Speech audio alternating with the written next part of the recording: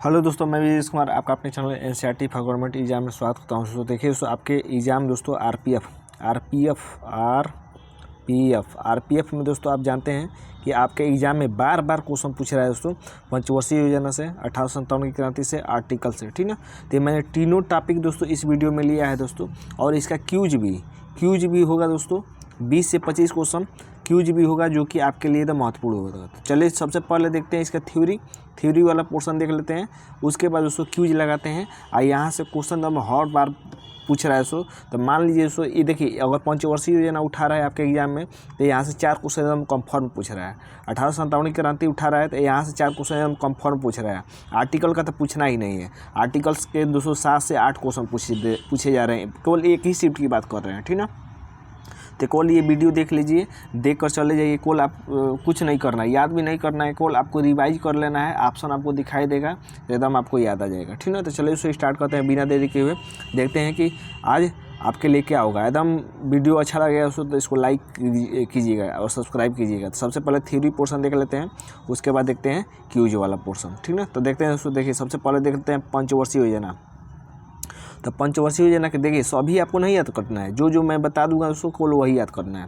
वो याद कर लेंगे तो, और अगर ऑप्शन में आएगा दोस्तों तो आप उसको छांट सकते हैं। देखिए दोस्तों, पंचवर्षीय योजना की बात कर लेते हैं दोस्तों। तो अभी तक दोस्तों 12 पंचवर्षीय योजना हो गई है, 12 पंचवर्षीय योजना, ठीक है। तो बात कर लेते हैं पहली पंचवर्षीय योजना की। देखिए पहली पंचवर्षीय योजना की बात कर लेते हैं दोस्तों। तो पहली पंचवर्षीय योजना दोस्तों 1951 से 56 तक चली थी। इसमें दोस्तों लक्षित विकास दर यानी 2.1% लक्ष्य रखा गया था, प्राप्त हुआ था दोस्तों 3.6%। और किस पर आधारित थी, मोस्ट इंपोर्टेंट है, तो कृषि पर जोर दिया गया था। तो कृषि विकास पर आधारित थी, ठीक ना। तो पहली पंचवर्षीय योजना एकदम याद रख लेना है आपको। कब, 1951 से 56। लक्ष्य कितना प्राप्त हुआ था, 3.6%, और रखा गया था 2.1%। कृषि पर आधारित थी। ये भी याद रखिएगा दोस्तों, किस मॉडल पर आधारित थी दोस्तों। तो पहली पंचवर्षीय योजना हैराल्ड डोमर मॉडल पर आधारित है। पहली पंचवर्षीय योजना याद हो गया। बात कर लेते हैं दूसरी पंचवर्षीय योजना की। तो देखिए पहली पंचवर्षीय योजना में याद रख लेना है, ठीक ना। दूसरी पंचवर्षीय योजना दोस्तों ये 1956 से 61 तक चलती है दोस्तों। और दोस्तों इसमें लक्ष्य रखा गया था 4.5%, लेकिन 4.2% ही लक्ष्य प्राप्त हो पाया, ठीक ना। ये किस पर आधारित है, ये आधारभूत उद्योगों का विकास, यानी ये दोस्तों उद्योगों पर जोर दिया गया था। इसमें किस पर जोर दिया गया था, तो उद्योग पर जोर दिया गया था दूसरी पंचवर्षीय योजना में, ठीक ना। और दोस्तों ये किस पर आधारित है दोस्तों, तो ये पीसी महान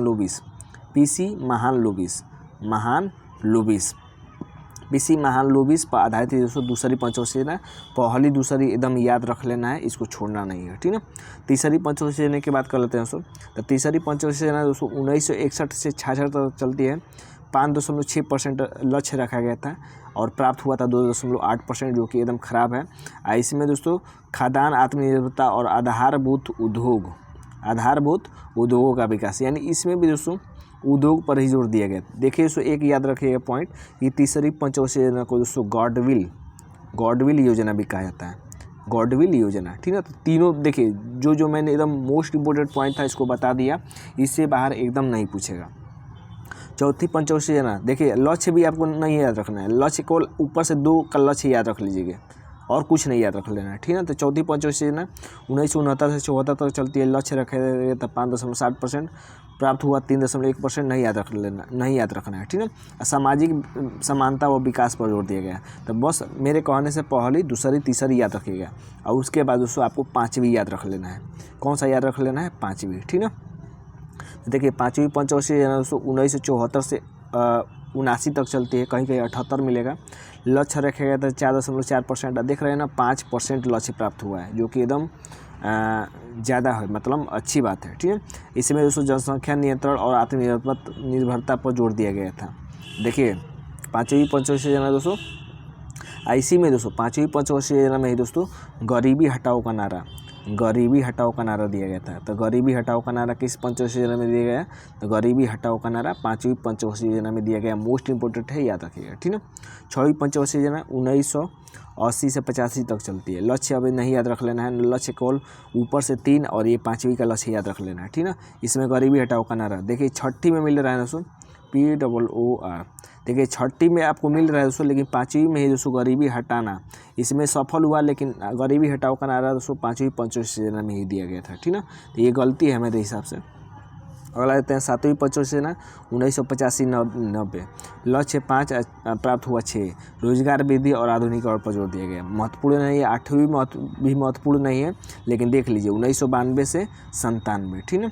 इसमें 5.6% लक्ष्य रखा गया था और 6.6% प्राप्त हुआ। और दोस्तों मानव विकास और आधारभूत ढांचे पर विकास दिया गया। 9वीं पंचवर्षीय योजना ये भी उतना महत्वपूर्ण नहीं है। 10वीं भी महत्वपूर्ण नहीं है। 11वीं और 12वीं ये दोनों याद रख लीजिएगा, 11वीं 12वीं। तो 11वीं पंचवर्षीय योजना 2007 से 12 तक चलती है। 8% लक्ष्य रखे गए, 7.9% प्राप्त हुआ, जो कि अच्छी बात है। 8 बहुत ज़्यादा कहेगा, 8% रखा गया है, 7.9% प्राप्त हुआ है, तो बहुत बढ़िया कहलाएगा, ठीक ना। ये रोजगार साक्षरता में वृद्धि यानी साक्षरता पर इस पर जोर दिया गया। साक्षरता में वृद्धि यानी साक्षरता पर इस पर जोर दिया गया। 12वीं पंचवर्षीय योजना दोस्तों, इसके बाद पंचवर्षीय योजना को बंद कर दिया गया, ठीक ना। तो 12वीं पंचवर्षीय योजना देखिए 12 से इसमें 12 याद रखिएगा। तो 12वीं पंचवर्षीय योजना 2012 से 12 याद रख लीजिएगा। 12 से 17 तक चलती है। लक्ष्य रखा गया था 8%। त्वरित सतत एवं समावेशी विकास पर जोर दिया गया। एक और याद रखिएगा दोस्तों, देखिए जो हमारे युद्ध हुए थे किस पंचवर्षीय योजना में युद्ध हुए थे दोस्तों, तो ये ज़्यादातर दोस्तों तीसरी पंचवर्षीय योजना और चौथी पंचवर्षीय योजना के मध्य दोस्तों हमारे युद्ध हुए थे। चीन से युद्ध हुआ था, पाकिस्तान से युद्ध हुआ था, ठीक ना। अब देख लेते हैं दोस्तों हम लोग 1857 की क्रांति वाला पॉइंट, ठीक ना। तो थोड़ा सा PDF थोड़ा गड़बड़ दिखाई दे रहा है दोस्तों, लेकिन देखिए कोई एग्ज़ाम देने से पहले आप देख लीजिए, यहाँ से क्वेश्चन नहीं छूटेगा, उसके बाद क्यूज लगा लीजिए, ज़्यादा बड़ा वीडियो नहीं होगा। 1857 की विद्रोह के प्रमुख केंद्र देख लेते हैं। तो देखिए यहाँ से क्वेश्चन बार बार पूछ रहा है, जो एग्जाम देकर आया होगा उसको एकदम उसको मालूम होगा। सबसे पहले केंद्र है, उसके बाद भारतीय नेतृत्व करता है, किसने यहाँ से नेतृत्व किया। उसके बाद ब्रिटिश नेतृत्व करता है, विद्रोह दबाने वाले, यानी इसको दबाया किसने, ठीक ना, किसने इसको शांत किया। देखिए 1857 की क्रांति का नेतृत्व कानपुर से दोस्तों नाना साहब ने किया और तात्या टोपे ने किया, ठीक ना। इसको दोस्तों कैंपबेल, सी से याद रखिएगा, कैंपबेल ने इसको क्या कर दिया दोस्तों, क से कानपुर, सी से कानपुर याद रखिएगा, सी से कैंपबेल याद रखिएगा। कैंपबेल ने इसको विद्रोह को दबा दिया, ठीक ना। इलाहाबाद से किसी नेतृत्व किया था, कई बार आपके इस शिफ्ट में पूछ चुका है। तो लियाकत अली ने दोस्तों किया था नेतृत्व और कर्नल नील ने इसको दबाया, ठीक ना। कैंपबेल वाला याद रखेगा, सब नहीं याद रख लेना है। दिल्ली से नेतृत्व किया था दोस्तों बहादुर शाह जफर ने, और जिसको बहादुर शाह जफर द्वितीय भी कहा जाता है, और बख्त खां सैन्य नेतृत्व था। तो बहादुर शाह जफर याद रखिएगा, इसको दबाया निकलसन और हडसन ने। तो निकलसन और हडसन और कैंपबेल ये दोनों याद रख लेना है। झांसी वाला भी याद रख लेना है। रानी लक्ष्मीबाई ने नेतृत्व किया था और ह्यूरेज ने इसको दबाया था, ह्यूरोज। रानी लक्ष्मी JH से झांसी, ह्यूरोज याद रख लीजिएगा, H से ह्यूरोज। झांसी में भी H आ रहा है, ह्यूरोज में भी H आ रहा है, ठीक ना। और लखनऊ से देखिए, ये भी आपके शिफ्ट में कई बार पूछ चुका है। तो लखनऊ से बेगम हजरत महल ने किया था और कैंपबेल ने इसको भी दबाया था। जगदीशपुर से ये आज के ही शिफ्ट में पूछा है, तो कुंवर सिंह ने इसका नेतृत्व किया था। जगदीशपुर कह दे या बिहार कह दे, बिहार कह दे, ठीक है। तो बिहार ये जगदीशपुर से नेतृत्व किया था कुंवर सिंह ने। इसको दबाया किसने दोस्तों, इसको दबाया विलियम टेलर और विसेंट आयर ने। फतेहपुर से अजमिल्लाह ने दोस्तों नेतृत्व किया था और जनरल रेनाड ने दबाया था। तो ये थे दोस्तों हमारे 1857 की क्रांति। यहाँ से क्वेश्चन खूब बन रहा है, तो इसको मैंने ले लिया। अब लिया है दोस्तों अनुच्छेद। अब कहेंगे कि इतना अनुच्छेद कौन याद रखेगा। देखिए दोस्तों ज़्यादातर नहीं है, जो मेन है मैंने उसको हाईलाइट कर लिया है।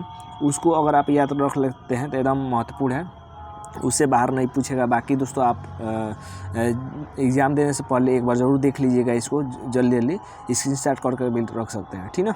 तो देखिए दोस्तों प्रमुख अनुच्छेद देख लेते हैं। अनुच्छेद 1 दोस्तों संघ का नाम और राज्य क्षेत्र से संबंधित महत्वपूर्ण नहीं है। अनुच्छेद 14 महत्वपूर्ण है, जो महत्वपूर्ण है उसको बता दूंगा। अनुच्छेद 14 महत्वपूर्ण है, विधि के समझ समानता, यानी कानून के समझ सभी को समान दृष्टि से देखा जाएगा। अनुच्छेद 17 भी महत्वपूर्ण है, अस्पष्टता का अंत यानी छुआछूत से संबंधित है। अनुच्छेद 18 उपाधियों का अंत महत्वपूर्ण है। अनुच्छेद 21 दोस्तों प्राणौद्योगिकी की स्वतंत्रता, पूछ चुका है आपके शिफ्ट में, ठीक है। अनुच्छेद 24 कारखानों में बच्चों के नियोजन पर प्रतिबंध, यानी कारखानों में 14 साल से कम बच्चे को काम करने नहीं दिया गया, तो ये भी पूछ चुका है। अनुच्छेद 32 भी पूछ चुका है दोस्तों आपके एग्जाम में। संवैधानिक उपचारों का अधिकार है, इसके अनुसार दोस्तों सुप्रीम कोर्ट 5 प्रकार की रिट जारी करती है। अनुच्छेद 40 भी पूछ चुका है। आपके शिफ्ट में। मैं इसी तरह नहीं बोलता हूँ दोस्तों, डेली आपको एनालिसिस करवाता हूँ, तो मुझे मालूम है कि कौन कौन क्वेश्चन आपको पूछ चुका है, तो आप केवल वो याद रख लेते हैं तो एकदम आपके शिफ्ट में एकदम फंस जाएगा क्वेश्चन। तो अनुच्छेद 40 भी पूछ चुका है, ग्राम पंचायत है वो पंचायतों का संगठन है इसमें, ठीक ना। अनुच्छेद 44 नागरिक और नागरिकों के लिए समान सिविल संहिता, तो समान सिविल संहिता का उल्लेख किसमें है? 44 में। देखिए समान से बराबर बराबर, तो बराबर बराबर 4 है, इस तरह याद कर सकते हैं। तो इतना जरूर याद रख लेना है, 1944 तक एकदम याद रख लेना है, एकदम जबान पर रहना चाहिए सभी, ठीक ना, ये सभी ये रहना चाहिए एकदम जबान पर। उसके बाद 49 महत्वपूर्ण नहीं है, राष्ट्रीय महत्व के स्मारकों और स्थानों और वस्तुओं का सुरक्षा। अनुच्छेद 50 महत्वपूर्ण है, कार्यपालिका और न्यायपालिका का पृथक कहा गया था। 50-50 याद रख लीजिएगा, 50-50 मतलब आधा, तो कार्यपालिका और न्यायपालिका को आधा करना है, ठीक है। तो 50 महत्वपूर्ण है। 51 दोस्तों अंतर्राष्ट्रीय शांति और सुरक्षा को अभिवृद्धि, ये महत्वपूर्ण है। 51 को मूल 11 मौलिक कर्तव्य, देखिए यहाँ से क्वेश्चन बार बार पूछ रहे हैं दोस्तों, तो ये महत्वपूर्ण है। 11 मौलिक कर्तव्य सरदार शोर सिंह समिति की सिफारिश पर दोस्तों जोड़े गए थे संविधान में। और दोस्तों 10+1 याद रखिएगा, जो 10 मौलिक कर्तव्य थे दोस्तों, इसको बता दे रहा हूँ। तो 42वें संविधान संशोधन 1976 के द्वारा जोड़े गए थे। और जो दोस्तों 11वां मौलिक कर्तव्य था दोस्तों, इसको दोस्तों 86वां संविधान संशोधन 2002 के द्वारा जोड़ा गया था, ठीक है, 2002। अब मौलिक कर्तव्य किससे देश से लिए गए हैं दोस्तों? तो ये रूस से लिए गए हैं मौलिक कर्तव्य। और मौलिक कर्तव्य का उल्लेख किस भाग में है, ये भी याद रखिएगा दोस्तों। तो मौलिक कर्तव्य का उल्लेख दोस्तों भाग 4 क में है, भाग 4 क में है। अनुच्छेद पूछे तो 51 क, ठीक है। तो इतना जरूर याद रखिएगा, महत्वपूर्ण है, एकदम महत्वपूर्ण, एकदम मोस्ट इंपोर्टेंट है। यहाँ से आपके शिफ्ट में बार बार क्वेश्चन पूछ रहा है। अनुच्छेद 52 दोस्तों भारत का राष्ट्रपति के बारे में है, तो ये भी महत्वपूर्ण है। अनुच्छेद 53 संघ की कार्यपालिका की शक्ति इसमें निहित है, तो ये अनुच्छेद 53 में कहा गया है। राष्ट्रपति के चुनाव का संबंध दोस्तों, राष्ट्रपति के चुनाव 4 से 54 याद रख लीजिएगा। अनुच्छेद 61 राष्ट्रपति व महाभियोग, महत्वपूर्ण है, ये भी महत्वपूर्ण है, ठीक है। अनुच्छेद 30 केवल ऊपर वाले महत्वपूर्ण है, नीचे वाला ज़्यादातर महत्वपूर्ण नहीं है, ठीक है, केवल ऊपर वाला ज़्यादातर महत्वपूर्ण है, जो मैं बता रहा हूँ। अनुच्छेद 61 हो गया। अनुच्छेद 63 भारत का उपराष्ट्रपति होगा, ये थोड़ा सा महत्वपूर्ण है, ठीक है। अनुच्छेद 76 है सो भारत का महान्यायवादी, ये पूछ चुका है आपके शिफ्ट में, ठीक है। अनुच्छेद 76 भारत का महान्यायवादी यानी भारत का एक अटॉर्नी जनरल होगा, ठीक है। अनुच्छेद 79 दोस्तों संसद का गठन में किया गया है, तो ये भी पूछ चुका है 79 वाला भी। 79 79 80 81 आप याद रख सकते हैं, सरला। तो 100 से 79 80 81, तो 100 से संसद का उल्लेख है, र से राज्यसभा का उल्लेख 80 में है, ल से लोकसभा का उल्लेख दोस्तों 81 में है, ठीक है। तो ये तीनों एक साथ आप याद रख सकते हैं, तीनों को एक साथ याद रख लेना, 79 80 81, ठीक है। उसके बाद 85 संसद के 70 और 70 आसन का विघटन महत्वपूर्ण नहीं है। 89 राज्यसभा का सभापति और उपसभापति का, ये भी महत्वपूर्ण है। अनुच्छेद 93 लोकसभा का अध्यक्ष और उपाध्यक्ष होगा, ये भी महत्वपूर्ण है। अनुच्छेद 108 महत्वपूर्ण है, अनुच्छेद 108 शायद पूछ चुका है, ठीक है। अनुच्छेद 108 के तहत दोस्तों संसद के संयुक्त अधिवेशन किया जाता है, इसमें दोस्तों लोकसभा और राज्यसभा के सदस्यों को बुलाया जाता है दोस्तों, राष्ट्रपति बुलाता है, लेकिन अध्यक्षता करता है लोकसभा अध्यक्ष। तो अनुच्छेद 108 के तहत राष्ट्रपति संसद के संयुक्त अधिवेशन की अध्यक्षता बुलाता है और अध्यक्षता करता है लोकसभा का अध्यक्ष, ठीक है। तो 108 महत्वपूर्ण है। 110 भी महत्वपूर्ण है। मनी बिल, अभी कल ही की परसों पूछा था, तो मनी बिल का उल्लेख यानी धन विधेयक का उल्लेख दोस्तों अनुच्छेद 110 में है, ठीक है। अनुच्छेद 112 वार्षिक वित्तीय विवरण का उल्लेख है, तो 108 110 एकदम याद रखिएगा। 112 दोस्तों वार्षिक वित्तीय विवरण है। अनुच्छेद 123 संसद के अवकाश के दौरान राष्ट्रपति द्वारा अध्यादेश जारी करना, ये भी महत्वपूर्ण है, ठीक है। अगला देते हैं अनुच्छेद 124। अनुच्छेद 124 दोस्तों उच्चतम न्यायालय की स्थापना और गठन, ये अनुच्छेद 124 में कहा गया है। और अनुच्छेद 148 भारत का नियंत्रक और महालेखा परीक्षक, जिसको दोस्तों कैग कहते हैं, तो ये भी महत्वपूर्ण है, इसको याद रखिएगा, कैग वाला। अनुच्छेद 154 दोस्तों राज्यों की कार्यपालिका शक्ति निहित होती है, तो ये अनुच्छेद 154 है। और थोड़े से रह गए हैं, देख लेते हैं इसको। अनुच्छेद 170 विधानसभाओं की संरचना का उल्लेख है। अनुच्छेद 171 विधानसभाओं की संरचना का उल्लेख है, ये महत्वपूर्ण नहीं है, जो मैंने नहीं कह रहा हूँ महत्वपूर्ण नहीं है। अनुच्छेद 213 विधानमंडल के अवकाश के दौरान अध्यादेश जारी करने का राज्यपाल की शक्ति, तो ये थोड़ा सा याद रख सकते हैं कि राज्यपाल की शक्ति का निहित है इसमें अनुच्छेद 213 में। 214 राज्यों के लिए उच्चतम न्यायालय होगा, ये अनुच्छेद 214 में कहा गया है। 243 ख पंचायतों का गठन महत्वपूर्ण है, इसको टिक कर लीजिए। तो अनुच्छेद 243 ख में कहा गया है कि पंचायतों का गठन है इसमें, ठीक ना। अनुच्छेद 243 घ नगर पालिकाओं का गठन, ये भी महत्वपूर्ण है। अनुच्छेद 244 अनुसूचित क्षेत्रों और जनजाति को प्रशासन, ये पूछ चुका है। अनुच्छेद 244 वाला आपके शिफ्ट में पूछ चुका है, ठीक ना। अनुच्छेद 280 महत्वपूर्ण है, वित्त आयोग का गठन है। अनुच्छेद 312 अखिल भारतीय सेवाएं, महत्वपूर्ण नहीं है। अनुच्छेद 330 लोकसभा में अनुसूचित जाति और जनजाति के लिए और आरक्षण, ये महत्वपूर्ण नहीं है, ठीक ना। अनुच्छेद 331 देख लेते हैं।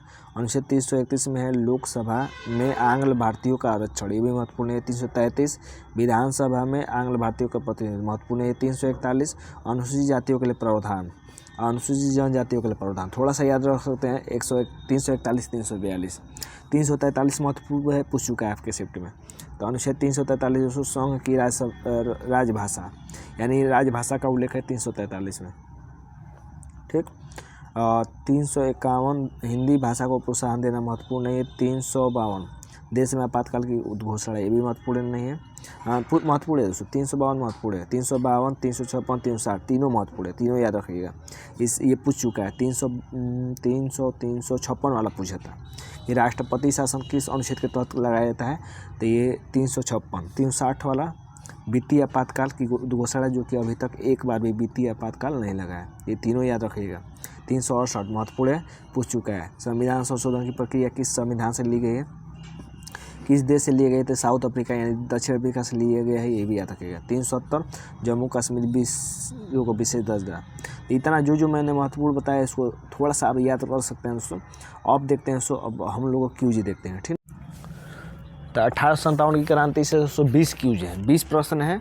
अगर आपने ऊपर देखा है थोड़ा सा, तो एकदम आप ऑप्शन के हिसाब से इसको सही कर सकते हैं। तो 1857 की क्रांति कहाँ से प्रारंभ हुई थी, कल के शिफ्ट में पूछा था, ठीक ना। तो इसका आंसर क्या हो जाएगा, दिल्ली, झांसी, मेरठ, कानपुर। जरूर बताइएगा कि आपका स्कोर क्या आ रहा है, ठीक ना। तो पहले का आंसर हो जाएगा सी, मेरठ से स्टार्ट होती है, ज़्यादा समय नहीं लिया जाएगा। 1857 के विद्रोह का तत्कालिक कारण क्या था दोस्तों, तो देखिए इसका विद्रोह का तत्कालिक कारण क्या था, यही था दोस्तों कि चर्बी वाले कारतूसों का प्रयोग आरंभ करना, यही इसका विद्रोह का कारण बन गया, ठीक ना। वह पहला भारतीय सिपाही कौन था जिसने चर्बी वाले कारतूस का प्रयोग करने से इनकार कर दिया, तो ये भी महत्वपूर्ण है। मंगल पांडे की, शिवराम की, हरदेव की, अब्दुल रहीम, क्या हो जाएगा तीसरे का आंसर। तीसरे का दोस्तों ऑप्शन नंबर पहला सही हो जाएगा, मंगल पांडे ने सबसे पहले विद्रोह किया था, ठीक है।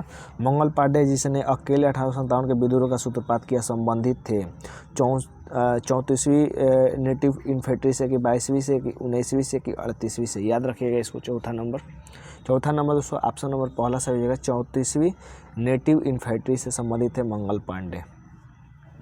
ये पूछ चुका है एग्जाम में कि बेगम हजरत महल ने 1857 की का नेतृत्व निम्नलिखित में से किस शहर से किया था, तो ये किया था दोस्तों लखनऊ से। कहाँ से किया था, लखनऊ से किया था, ठीक है। कानपुर से तो नाना साहब ने किया था।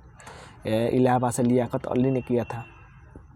आगे देख लेते हैं अगला, देखिए 6 नंबर के 1857 के समय भारत का गवर्नर जनरल कौन था, महत्वपूर्ण है दोस्तों। Lord Dalhousie, Lord William Bentinck, Lord Canning, Lord Lytton, क्या हो जाएगा 6वां का आंसर। 6वां का ऑप्शन नंबर सी से हो जाएगा, लॉर्ड कैनिंग हो जाएगा, ठीक है। अगला देते हैं 7 नंबर है दोस्तों कि वर्ष 1857 के विद्रोह के निम्न नेताओं में किसने सबसे पहले अपना बलिदान दिया था, कुंवर सिंह, तात्या तोपे, लक्ष्मीबाई की मंगल पांडे। 7वें का क्या हो जाएगा आंसर, 7वें का ऑप्शन नंबर डी से हो जाएगा, मंगल पांडे ने, ठीक ना। 1857 के विद्रोह में कानपुर में सैनिकों का नेतृत्व किसने किया था, कुंवर सिंह, तात्या तोपे, लक्ष्मीबाई, नाना साहब, क्या हो जाएगा 8वें का। तो देखिए दोस्तों 8वें का ऑप्शन नंबर कानपुर से ना नाना साहब होगा, क्या होगा, नाना साहब ने किया था। नाना साहब जब मर गए थे दोस्तों तात्या टोपे नेतृत्व किए, तो दोनों होना चाहिए। अब ऑप्शन में दोनों दिया नहीं है। अगला है कि 1857 के विद्रोह की शक्ति का सबसे महत्वपूर्ण तत्व कौन सा था, नाना साहब का नेतृत्व, झांसी की रानी का नेतृत्व, बहादुर शाह का सहयोग की हिंदू मुस्लिम एकता। 9वें का क्या हो जाएगा, तो ऑप्शन नंबर डी हो जाएगा दोस्तों, हिंदू मुस्लिम एकता, ये इसका महत्वपूर्ण तत्व था। अगला देते हैं रानी लक्ष्मीबाई का मूल नाम क्या था, मौलिका, जयश्री, पद्मा, अहल्या। 10वें का क्या हो जाएगा आंसर, 10वें का ऑप्शन नंबर पहला सही हो जाएगा, मौलिका, ठीक ना। 11 नंबर देख लेते हैं। 1100 बस इसमें से 20 क्वेश्चन है, 20 से 22 क्वेश्चन है 1857 की क्रांति से मैंने लिया है, बाकी पंचवर्षीय योजना से 10 से 12 क्वेश्चन लिया है। तो भारत के शिक्षित मध्य वर्ग ने 1857 की विद्युत क्रांति का विद्रोह किया, 1857 की क्रांति का समर्थन किया, 1857 की क्रांति का तटस्थ रहे, देश शासकों के विरुद्ध संघर्ष किया। क्या हो जाएगा 11 का आंसर? 11 का ऑप्शन नंबर तीसरा सही होगा। 1857 की क्रांति के तटस्थ रहे। 12 नंबर है कि निम्नलिखित कथनों पर विचार करना है। तो इस कथनों पर उसको विचार करना है, बताना है कि कौन सा सही है, कौन सा सही है। तो आप इसको पढ़ सकते हैं, मैं आपका ज़्यादा समय नहीं लूँगा, वीडियो बड़ा हो जाएगा। तो क्या हो जाएगा इस आंसर उसको? इसका ऑप्शन नंबर चौथा सही हो जाएगा। चारों सही हैं, तो चारों सही है तो ज़रूर आप इसको पढ़ लीजिएगा, ठीक है। मंगल पांडे 34वीं बता दिया, 29 मार्च की क्रांति को। आगे देख लेते हैं।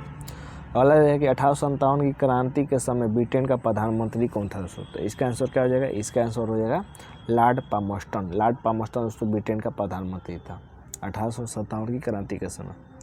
इसको सुमेलित करना है तो इसको जरूर सुमेलित कीजिए। 14 नंबर एकदम गलती मत करिएगा, ठीक ना। तो देखिए इसको मेरठ से किसने किया था?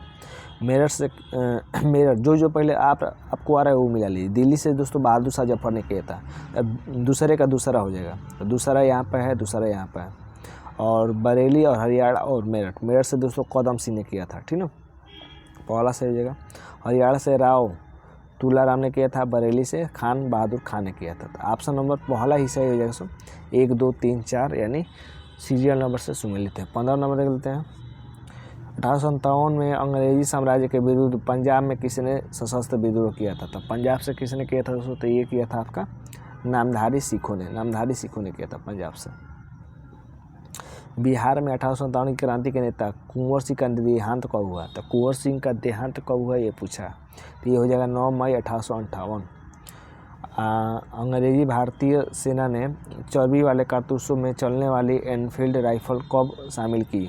तो कब इसको शामिल की थी? तो ये की थी जनवरी 1857 में। अगला है निम्नलिखित में से कौन सा आयोग 1857 के विद्रोह दमन के बाद भारतीय फौज के नौ संगठन से संबंधित था दोस्तों? तो ये हो जाएगा इसका आंसर पीली आयोग। बस थोड़ा सा क्वेश्चन रह गया है। 1857 के विद्रोह को किस उर्दू कवि ने देखा था? तो किस उर्दू कवि ने देखा था? तो ये देखा था मिर्जा गालिब ने, ठीक है। अगला है निम्नलिखित में से कौन 1857 के विद्रोह में अंग्रेजों का सबसे कट्टर दुश्मन था? तो अंग्रेजों का सबसे कट्टर दुश्मन कौन था? तो ये मौलवी अहमदुल्ला शाह था। जगदीशपुर के राजा कौन थे? 21 का, तो 21 का हो जाएगा दोस्तों कुंवर सिंह। जगदीशपुर यानी बिहार, ठीक ना। 1857 के विद्रोह का नेतृत्व बिहार से किसने किया था? तो कुंवर सिंह। तो ये तो 22 क्वेश्चन 1857 की क्रांति का मैंने क्विज भी करवा दिया और थ्योरी भी थोड़ा दे दिया, ठीक ना। अब देख लेते हैं इसको पंचवर्षीय योजना से। पंचवर्षीय योजना तो 29 नंबर में पहला ही क्वेश्चन है कि निम्न में से कौन सा सुमेलित नहीं है? तो मैंने बताया इसको, देखिए 29 में कौन सा सुमेलित नहीं था। प्रथम दोस्तों हुआ था 1951 से 56, दूसरा 56 से 61 तक चला, तीसरा सुमेलित नहीं है, ठीक ना। बाकी ये तीनों सुमेलित है, तीसरा सुमेलित नहीं है, ठीक ना। अगला देते हैं इसको। अगला है 30 नंबर कि अनवरत योजना यानी रोलिंग प्लास इन अवधि के लिए बनाई जाती है। किस अवधि के तहत दोस्तों रोलिंग प्लान बनाया जाता है या उसको रोलिंग प्लान कहा जाता है? तो इसका आंसर हो जाएगा 1978 से 83। 1978 से 83 के बीच को रोलिंग प्लान कहा जाता है, ठीक ना। अगला देते हैं भारत में योजना के आरंभ में से किसी भी पंचवर्षीय योजना के अनाच्छादित कुल वर्षों की संख्या कितनी है? तो पंचवर्षीय योजना में अनाच्छादित कुल वर्षों की संख्या तो 5 वर्ष के लिए किया जाता है, ठीक ना। 5 वर्ष के लिए योजना चालू होता है। भारत में योजना अवकाश कब हुआ था? तो वही जब युद्ध लड़ा गया था तो योजना अवकाश हुआ था। तो क्या हो जाएगा 32 का? तो 32 का दोस्तों ऑप्शन नंबर बी हो जाएगा। 1966 के सूखे के पश्चात तो युद्ध लड़ा गया था, तो युद्ध लड़ने के बाद दोस्तों सूखा पड़ा, उसके बाद उसको योजना अवकाश किया गया, ठीक है। तो 32 का क्या हो जाएगा? बी हो जाएगा। 33 नंबर देख लेते हैं कि निम्नलिखित में कौन सही है? तो इसमें बताना है, देखिए प्रथम पंचवर्षीय योजना में कृषि को प्राथमिकता दी गई 33, तो ये तो ठीक है, ठीक ना। चौथी पंचवर्षीय योजना में स्थिरता के साथ विकास एवं आत्मनिर्भरता, ये भी सही है। पाँचवीं में न्यूनतम आवश्यकता कार्यक्रम, सभी सही है। क्या है? सभी सही है। 33 का डी सही हो जाएगा, सभी सही है। अगला देते हैं 34 नंबर। इस पंचवर्षीय योजना के दौरान आर्थिक समृद्धि दर लक्ष्य से अधिक नहीं थी, तो कौन सी नहीं थी दोस्तों? तो ये हो जाएगा दोस्तों बी दूसरी दोस्तों आर्थिक जो लक्ष्य रखा गया उससे कम प्राप्त हुआ था, ठीक ना। निम्नलिखित में निम्नलिखित योजनाओं और कार्यक्रमों का मेल कीजिए। तो योजना और कार्यक्रम को मिलाना है 35 नंबर में, तो इसको आप मिलाकर यहाँ पर आपको लगाना है। देखिए सबसे पहले मिलाते हैं उसको, थोड़ा सा छोटा कर ले, छोटा तो इतना ही होगा। तो प्रथम पंचवर्षीय योजना में क्या होता है दोस्तों, तो प्रथम पंचवर्षीय योजना में कितना नंबर है 35 नंबर। तो प्रथम पंचवर्षीय योजना में दोस्तों ये हुआ था, 1 मिनट, प्रथम योजना जब हुआ था दोस्तों, प्रथम योजना में क्या हुआ, प्रथम योजना में दोस्तों सामुदायिक विकास कार्यक्रम चलाया गया था। दूसरी पंचवर्षीय योजना में दोस्तों तीव्र औद्योगिकरण पर जोर दिया गया था, मैंने बताया था, ठीक ना, दूसरी में। तीसरी पंचवर्षीय योजना में क्या हुआ था दोस्तों, तो ये आधारभूत उद्योगों का प्रसार हुआ था। सबसे पहले 2, उसके बाद 1, उसके बाद 3, उसके बाद दोस्तों चौथी पंचवर्षीय योजना में क्या हुआ, तो ये स्वावलंबन और प्राप्ति की स्थिरता के साथ विकास, और 5वीं में न्यूनतम जनसंख्या आवश्यक कार्यक्रम। तो उसके बाद चौथे का 205, उसके बाद 4, तो 2 1 3 5 4, 2 1 3 4 5 हो जाएगा, 2 1 3 4 5, ऑप्शन नंबर डी सही हो जाएगा, 2 1 3 5 4, ठीक ना। अगला लेते हैं 36 नंबर। 36 है कि प्रथम पंचवर्षीय योजना में किस क्षेत्र को प्रमुखता दी गई थी। तो प्रथम पंचवर्षीय योजना में तो कृषि को प्राथमिकता दी गई थी, ठीक ना, हायरार्की मॉडल पर आधारित थी, मैंने बताया था। तो 36 का ऑप्शन नंबर बी सही हो जाएगा। 37 देख लेते हैं, प्रथम पंचवर्षीय योजना विकास के किस मॉडल पर आधारित थी। तो मैंने बताया अभी दोस्तों कि प्रथम पंचवर्षीय योजना किस मॉडल पर आधारित थी, तो ये दोस्तों हो जाएगा हायरार्की मॉडल, जबकि दूसरी पंचवर्षीय योजना महालनोबिस मॉडल पर आधारित थी, ठीक ना। 38 देख लेते हैं कि भारत में औद्योगिकरण की प्रक्रिया किस पंचवर्षीय योजना में प्रारंभ की गई थी। तो औद्योगिकरण दोस्तों किस पर जोर दिया गया था, किस पंचवर्षीय योजना में औद्योगिकरण पर जोर दिया गया था, तो दूसरी पंचवर्षीय योजना हो जाएगा। द्वितीय पंचवर्षीय योजना का प्रारूप किसने तैयार किया था। तो द्वितीय पंचवर्षीय योजना का प्रारूप किसने तैयार किया था, तो ये भी मैंने बता दिया है, पीसी महालनोबिस, ठीक ना। अगला है, बस थोड़ा सा रह गया है कि खादी और ग्रामीण उद्योग आयोग की स्थापना किस पंचवर्षीय योजना के अंतर्गत की गई थी। तो खादी और ग्रामीण उद्योग आयोग की स्थापना उससे ये की गई थी दूसरी पंचवर्षीय योजना के समय। उद्योगों के विकास और औद्योगिकरण की रणनीति किस योजना का अंग थी। तो किस योजना का अंग थी, तो ये थी दोस्तों दूसरी की, ठीक है। और लास्ट क्वेश्चन ये, दूसरी योजना को किसको प्राथमिकता दी गई थी दूसरी में, ये दी गई थी दोस्तों सेवाओं को, सेवाओं या दूसरी योजना में सेवाओं या उद्योग। तो ऑप्शन नंबर इसका सी सही हो जाएगा दोस्तों, दूसरा नहीं होगा, भारी उद्योग पर जोर दिया गया था, ठीक है। ये थे दोस्तों क्वेश्चन। वीडियो कैसा लगा जरूर बताइए, लाइक कीजिए और अपने दोस्तों तक शेयर कीजिए। तो आज के लिए बस इतना है दोस्तों, धन्यवाद दोस्तों।